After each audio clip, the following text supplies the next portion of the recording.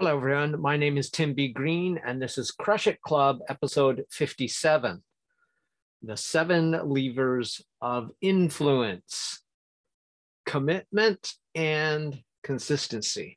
A little bit of a challenge to fit all that verbiage in today. This is actually the last one in this series, and this is actually number 6. Number 7 was unity, and I covered that early because it coincided with a book I just finished listening to. So commitment and consistency, the best image I could find is this: 2 people shaking hands and a contract. That isn't really what it means as such. It's too abstract to find a good image of. So commitment and consistency means not being a hypocrite.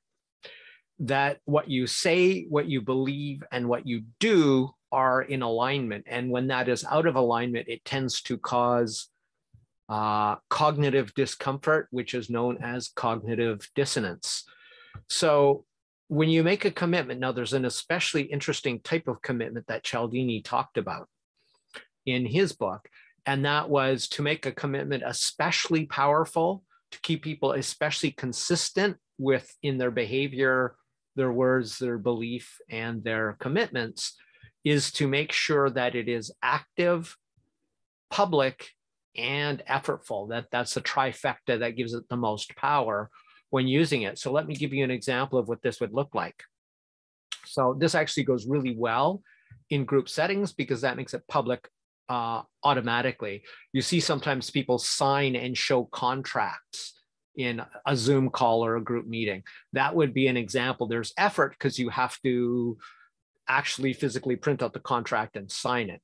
Now, you could do anything as long as it takes some amount of effort. The more effort you can get people to voluntarily comply with, the better. The greater that effort, the more commitment they will show. But you could literally just have somebody, draw it on a piece of paper, say, I will succeed at.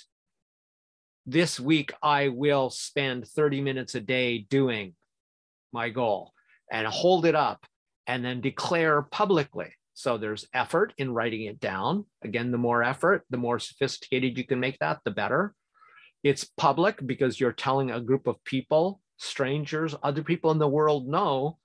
And so, yeah, it's active and it's effortful, which goes together in this case, I guess, to put it.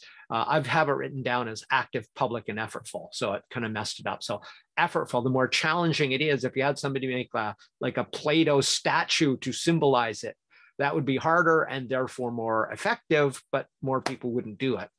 So having somebody write their commitment or their goal on a card and then show it everybody publicly, it's active because you've actually done something physical, some activity to declare that. It's public and it took a certain amount of effort. Now, typing something into your computer is barely active, so that's less likely to give that same kind of power, that same kind of impact. Okay, so if you have somebody and you want them to not even necessarily buy a product, but demonstrate that your product's going to have them follow through, this kind of goes well with the loss aversion, because this isn't an aversion of loss, it's an aversion of loss of reputation, or that this commitment and consistency. You made a commitment publicly, and staying consistent with it, especially now that it's been publicly declared, is a powerful force for a lot of people once they've made those kind of commitments. So you can have people make a commitment.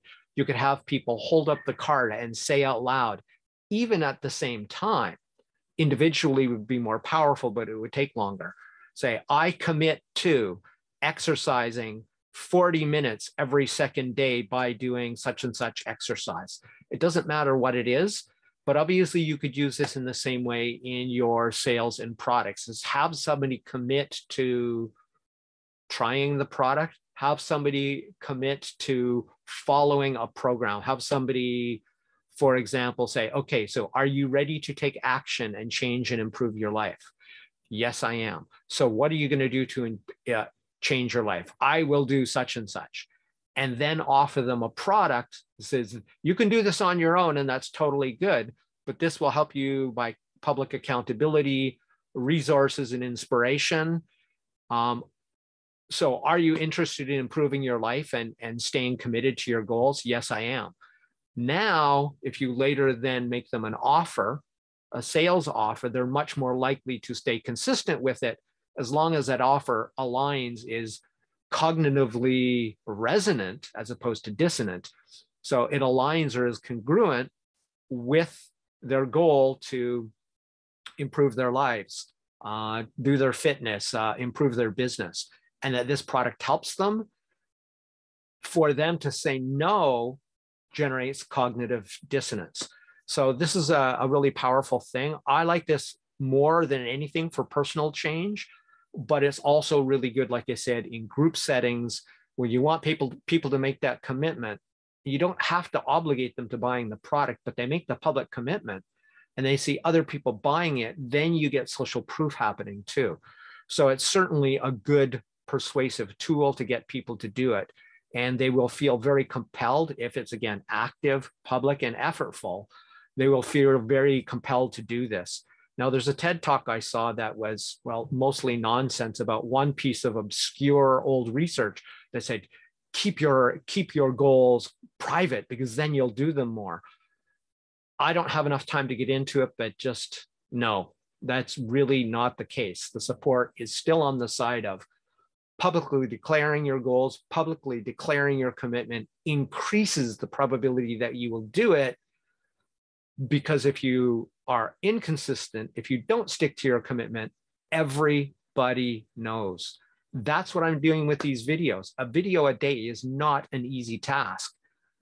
The day, if I ever do it this year, fall off the wagon and don't prepare one ahead of time or have one every day, you, any one person who's ever watched any of my videos will know.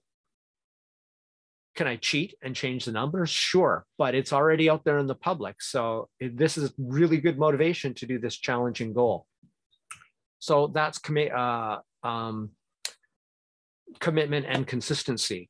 Have somebody declare something publicly with some amount of effort involved in making that declaration or that commitment, and effortfully, publicly, and actively, and you're well on your way to persuading them to achieve something, persuading them to be consistent with something.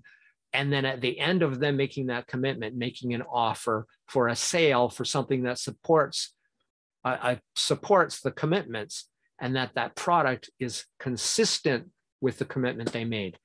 My name is Tim B. Green. This has been Crush It Club 57, the 7 levers of influence, commitment, and consistency. Bye for now.